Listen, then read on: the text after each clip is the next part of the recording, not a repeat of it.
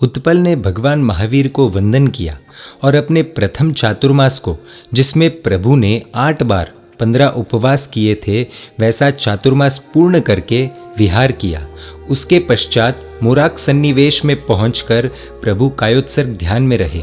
इस स्थान पर जो उनका मासी का लड़का सिद्धार्थ व्यंतर था, वह प्रभु की महिमा बढ़ाने लगा और उस गांव में रहे हुए अच्छंदक नाम के द्वेषी ऐसे व्यक्ति के दुष्ट कृत्यों को प्रकट करने लगा।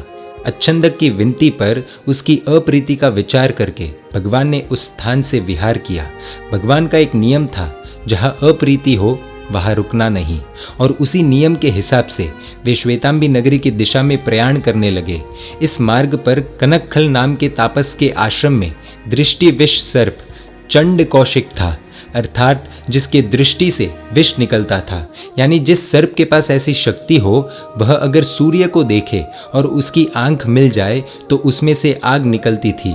यानी अगर आप उसके सामने जाओ और वह सूर्य को देखकर आपको देख ले तो आप जल जाओगे। उसे प्रतिबोध करने हेतु लोगों द्वारा मना करने पर भी प्रभु उसी मार्ग पर चल पड़े।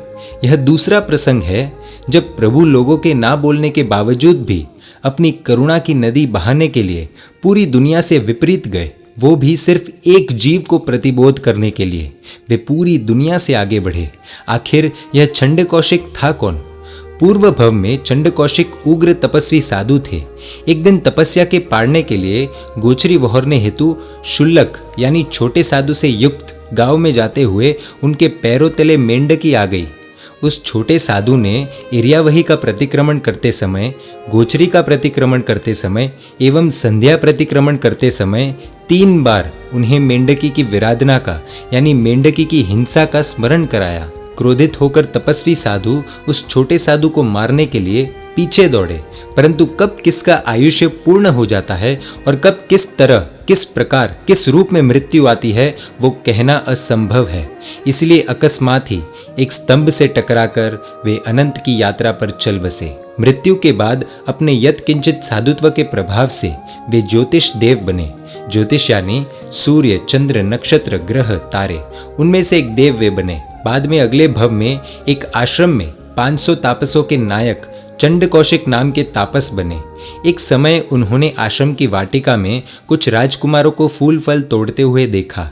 इस चंड कौशिक तापस को अपने आश्रम पर भयंकर ममता थी, राग था, और ममता का, राग का परिणाम हमेशा नुकसानदायक, बहुत खराब होता है। क्रोधावेश में वे एक कुल्हाड़ी लेकर उनको मारने के लिए पीछे दौड़े, परंतु बीच में एक कुआं था। लेकिन जब व्यक्ति क्रोध में होता है तो ना कुआं दिखता है और ना खाई दिखती है। भयंकर क्रोध ने उनके आंखों पर ऐसी पट्टी बांध ली थी कि उन्हें और कुछ दिखाई नहीं दिया। इसलिए वे उसमें गिर गए और वह कुल्हाड़ी उनके ऊपर गिरने से मृत्यु हो गई। और उसी आश्रम में ममता के हिसाब से चंड कौशिक सांप के रूप में जन्म लिया। मृत्यु के समय जैसा भाव होता है वैसी ही गति हमें मिलती है। इनको ममता और क्रोध दोनों थे, इसलिए ममता के हिसाब से वही आश्रम मिला और क्रोध के हिसाब से चंड कौशिक दृष्टिविष सर्प का अवतार मिला। प्रभु महावीर उस स्थान पर ध्यान में खड़े हुए। चंड कौशिक सर्प प्रभु को देखते ही खुद के पूर्व भव के क्रोधी संस्कारों के कारण कोपित हो गया और सूर्य की ओर देखते हुए बार बार दृष्टि ज्वालाएं प्रभु महावीर पर बरसाने लगा। पर भगवान पर इसका तनिक भी प्रभाव नहीं हुआ। जो 3 लोक के नाथ है, उन पर ऐसे क्षुद्र उपद्रव क्या प्रभाव कर सकते हैं? इससे उसका क्रोधावेश बढ़ता गया और चरम सीमा पर पहुंच गया, जिसके बाद उसने 3 लोक के नाथ प्रभु महावीर को डस लिया। परंतु भगवान अविचल, अव्याकुल रहे। प्रभु के शरीर से रक्त की जगह दूध की धारा बहने लगी। दूध की धारा निकलते देखकर सर्प को आश्चर्य हुआ और वह थोड़ा शांत हुआ।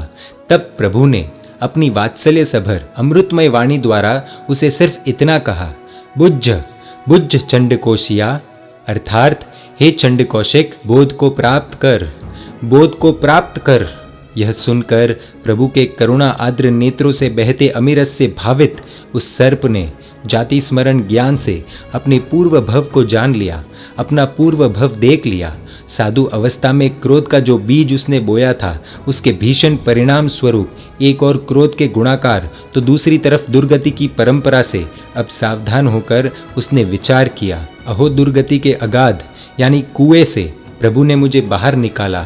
उसने प्रभु को 3 प्रदक्षिणा देकर मन से प्रभु के समक्ष अनशन का संकल्प किया। एक जानवर ने, दृष्टिविष सर्प ने अपने पश्चाताप के लिए अनशन का स्वीकार किया, हमारी भाषा में संथारा ले लिया। लेकिन अनशन के बाद भी अगर उसकी दृष्टि किसी पर पड़े तो नुकसान हो सकता है। इस तरह के अति पवित्र विचार से उसने अविश्वसनीय निर्णय किया। उसने अपने बिल में अपना मुख अंदर डाल दिया, अपना मुख छिपाकर शांति से लेटा रहा।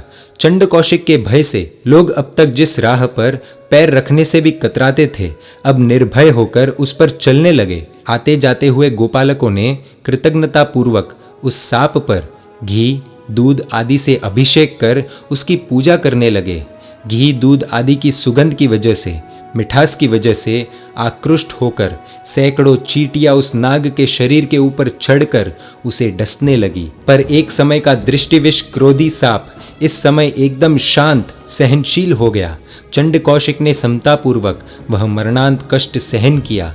प्रभु की अमी दृष्टि से पावन चंड कौशिक नाग शुभ भावों से भावित होकर मृत्यु के पश्चात एक तिर्यंच को, एक जानवर को जो सबसे बड़ी गति मिल सकती है, ऐसे 8वें देवलोक की गति उसे प्राप्त हुई। और जानने जैसी चीज ये है कि उस नाग को थोड़ी भी असमाधि ना हो, इसीलिए प्रभु महावीर 15 दिन तक उसी बिल के समीप में, उसके करीब ध्यान में रहे। कैसी भगवान की कृतज्ञता, कैसे भगवान के पवित्र भाव, कैसी करुणा। एक तीर्थंकर एक जानवर के लिए 15 दिन तक एक स्थान पर रहे, उसकी समाधि के लिए। अपकार करने वाले जीव पर भी उपकार की बारिश कर दी। ऐसे अद्भुत तीर्थंकर भगवान महावीर स्वामी हमें प्राप्त हुए हैं। उसके आगे क्या हुआ वो हम देखेंगे अगले भाग में। देखने के लिए आपको Jain media YouTube channel subscribe कर नोटिफिकेशंस के लिए बेल आइकन प्रेस करना होगा। जय जिन शासन, जय महावीर।